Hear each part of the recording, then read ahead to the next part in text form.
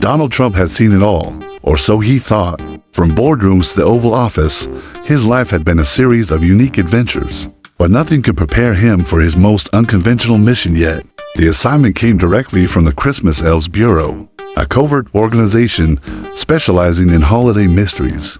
Their latest case, a baffling string of cookie thefts at little Timmy Johnson's house in suburban New Jersey. Timmy's mother, desperate to keep the holiday magic alive for her son, had turned to unconventional methods to catch the thief. When a friend of a friend mentioned she had connections, the next thing she knew, she had the former president disguised as a pint-sized elf on the shelf, perched next to the mantle.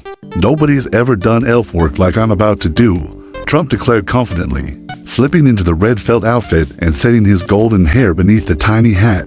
"We're gonna make Christmas great again." Bigly, as night fell, Trump remained still and vigilant, his beady elf eyes scanning the room. The air was thick with suspense and the scent of freshly baked cookies. It wasn't long before the first sign of trouble appeared. A faint creak from the kitchen sent a jolt through Trump's elf-sized body. He watched as the babysitter, Sarah, tiptoed past the Christmas tree.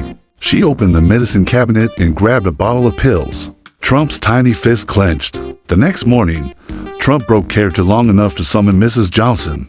"We've got a lead, okay? A very strong lead. Your babysitter, terrible gal, she's been sneaking around." Confronted by the accusation, Sarah burst into tears. "They're just vitamins," she sobbed, producing the bottle. "I've been stressed and I didn't want to ask for more pay." Satisfied that Sarah wasn't the cookie thief, Trump shifted his focus back to the case. He wouldn't let a single crumb go unchecked. On the third night, Trump's patience was rewarded. A shadowy figure slipped into the living room, its movements eerily mechanical. The intruder reached into the cookie jar with the precision of a robotic arm. Trump couldn't believe his elf-sized eyes. "Mark Zuckerberg?" Trump exclaimed, jumping down from his perch. "What are you doing here?" Zuckerberg froze, his face pale in the glow of the Christmas lights. Hello, Donald. I can explain." "I knew it," Trump said, puffing out his tiny chest. "I always said you were up to no good. This is worse than those Facebook fact-checkers." Zuckerberg stammered, "It's not my fault. I didn't want to do it. The Biden administration, they forced me into this." "Cookies? Joe Biden made you steal cookies?" Trump crossed his tiny arms, unimpressed. "They passed a law," Zuckerberg said, his voice tinged with desperation. "It's called the Cookie Redistribution Act. They're trying to create cookie equity. They said I had to take from the jar of plenty and share it with those who had none. But I didn't want to share these. They're Timmy's cookies. Look at the sprinkles, man." Trump's eyes narrowed. "Sounds like fake news to me. Very fake.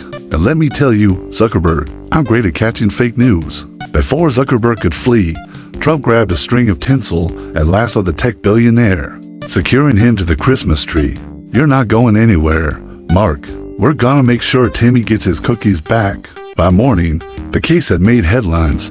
Trump saves Christmas. Elf on the shelf unmasks Zuckerberg, and tech giant blames Biden for holiday heist. Zuckerberg was handed over to authorities, but not before a teary Timmy hugged his heroic elf. "Thanks, Mr. Elf," Timmy said, his eyes sparkling. "You saved Christmas." Trump grinned, towering over the boy in his elf suit. "It's what I do, kid. Nobody does Christmas like me. Believe me, I'm the best at it." As the family gathered around the tree that morning, Trump, still in his elf costume, prepared to deliver his final verdict on the case. "This isn't just about cookies. It's about tradition, about America, and about making sure nobody messes with our holiday spirit." Zuckerberg, meanwhile, had gone viral in a different way. Memes of the tech mogul in handcuffs alongside captions, "Like cookies crumbled under pressure," flooded the internet. Despite his protests about Biden, the world collectively decided that stealing cookies from a child was not the move for a multi-billionaire.